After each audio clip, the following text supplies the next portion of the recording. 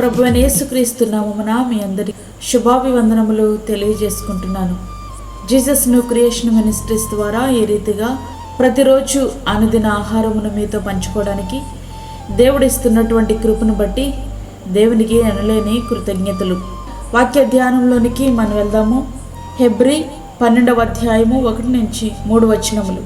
ఇంత గొప్ప సాక్షి సమూహము మేఘము వలె మనలను ఆవరించి ఉన్నందున మనము కూడా ప్రతి భారమును సులువుగా చిక్కులుబెట్టు పాపమును విడిచిపెట్టి విశ్వాసమునకు కర్తయు దానిని కొనసాగించువాడునైనా యేసు వైపు చూచుచు మన ఎదుట ఉంచబడిన పందెములో ఓపికతో పరిగెత్తుదము. ఆయన తన ఎదుట ఉంచబడిన ఆనందము కొరకే అవమానమును నిర్లక్ష్యపెట్టి సిలువను సహించి దేవుని సింహాసనం యొక్క కుడిపార్శ్వమున ఆసీనుడై ఉన్నాడు. మీరు అలసట పడకయు మీ ప్రాణములు విసుకకయు ఉండినట్లు పాపాత్ములు తనకి వ్యతిరేకముగా చేసిన తిరస్కారం అంతయు ఓర్చుకొనిన ఆయనను తలంచుకొనుడి. మొట్టమొదటిగా మనం చేయవలసింది ఏమిటంటే ప్రతి భారమును విడిచిపెట్టాలి. రెండవదిగా సులువుగా చిక్కులుబెట్టు పాపమును విడిచిపెట్టాలి. మూడవదిగా యేసు వైపు చూడాలి. నాలుగవదిగా పందెములో ఓపికతో పరిగెత్తాలి.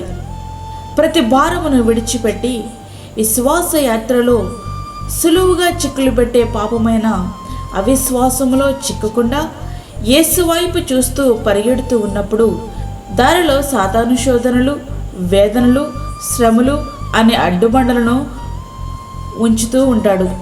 అవి మనకు తగిలి క్రింద పడుతూనే ఉంటాం. అయినప్పటికీ ఆగిపోకూడదు. లేచి మరలా యేసు వైపు చూస్తూ మనము పరిగెత్తవలసి ఉంటుంది.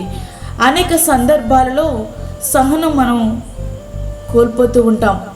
ప్రియ సహోదరుడా, సహోదరి, అనేక సందర్భాలలో సహనము మనం కోల్పోతూ ఉంటాం. మనం ఒక్కసారి వెనుకకు తిరిగి చూడగలిగితే శోధన వెంబడి శోధన మనలను ఎప్పుడూ తరుముకుంటూనే వస్తుంది. అయినప్పటికీ కృప వెంబడి కృప, కృప వెంబడి కృప మనలను వెంబడిస్తూనే ఉంటుంది. ఎన్ని అడ్డంకాలు వచ్చినా అంతం వరకు సహిస్తూనే ఉండాలి. సహనానికి నిర్వచనం మన ప్రభువైన యేసుక్రీస్తే. మీరు అలసట పడకయు మీ ప్రాణములు విసుకయు ఉండినట్లు పాపాత్ములు తనకు వ్యతిరేకముగా చేసిన తిరస్కారం అంతయు ఓర్చుకొనిన ఆయనను తలంచుకొనుడి. సహించలేని పరిస్థితులు ఎదురైనప్పుడు యేసయ్యని తలంచుకుంటే సరిపోతుంది. శ్రమ లేకుండా కిరీటం లేదు. సహించలేకపోతే జీవ కిరీటం మనకి దక్కనే దక్కదు. యాకోబు రాసిన పత్రిక 1వ అధ్యాయము 12వ వచనం. ఎన్ని శోధనలు వచ్చినా మనం గమ్యం వైపే పరిగెత్తాలి. పరుగు తుదముట్టించకపోతే నీతి కిరీటం మనకు దక్కనే దక్కదు. ప్రతిదానికి సమయం ఉంది. ఆ సమయము కొరకు సహనముతో కనిపెట్టాలి.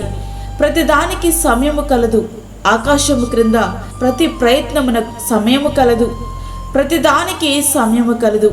ప్రతిదానికి సమయము కలదు అని అపోస్తలుడైనటువంటి పౌలు గారు మంచి పోరాటము పోరాడితని, నా పరుగు కడముట్టించితిని, విశ్వాసమును కాపాడుకొండిని, ఇక మీదట నా కొరకు నీతి కిరీటము ఉంచబడి ఉన్నది.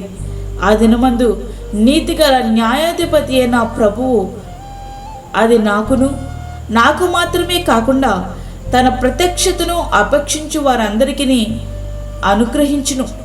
2 తిమోతి 4వ అధ్యాయం 7-8 వచనములు.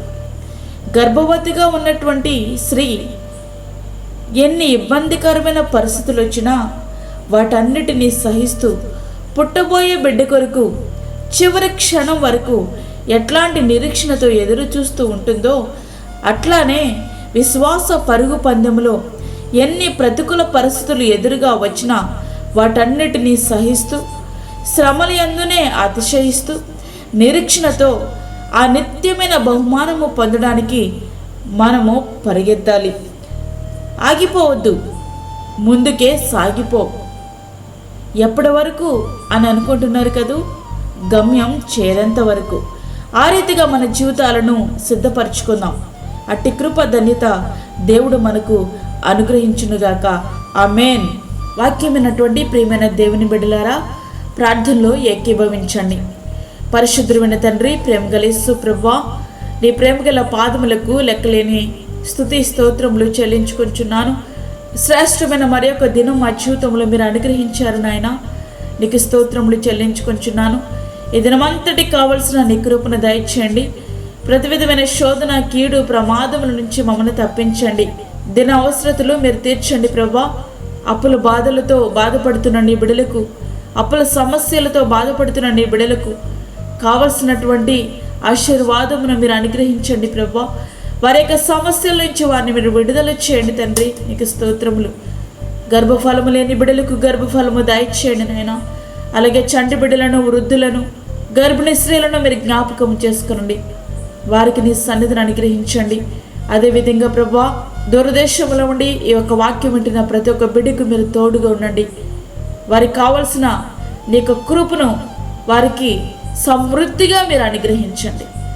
నీ సన్నిధిని మీరు మాతో ఉంచండి. వాక్యం విన్న ప్రతి ఒక్క బిడ్డలో విశ్వాసముతో నీ వైపు చూసే కృప ప్రతి బిడ్డకు మీరు అనుగ్రహించమని, మాకు కాదు యెహోవా, మాకు కాదు, సమస్తమై మా ప్రభావం మీకే ఆరోపించుకుంటూ యేసు పరిశుద్ధ నామమున వేడుకుంటున్నాము తండ్రి. ఆమేన్. ఈ యొక్క వర్తమానములు మీ బంధువులకు, మీ స్నేహితులకు షేర్ చేయండి. దేవుని పనిలో మీరు కూడా పాలిభాగస్తులు కండి. అదేవిధంగా మీ ప్రార్థన అవసరతలు మాకు తెలియచేయండి. మా ఫోన్ నంబర్ 9177377559. దేవుడు మిమ్మును, మీ కుటుంబమును దీవించునుగాక. ఆమేన్. దేవుని సేవలో మీ సహోదరి అన్నామణి సాల్మన్. మా ఛానల్ని సబ్స్క్రైబ్ చేయండి, షేర్ చేయండి, లైక్ చేయండి. దేవుడు మిమ్మల్ని దీవించునుగాక. ఆమేన్.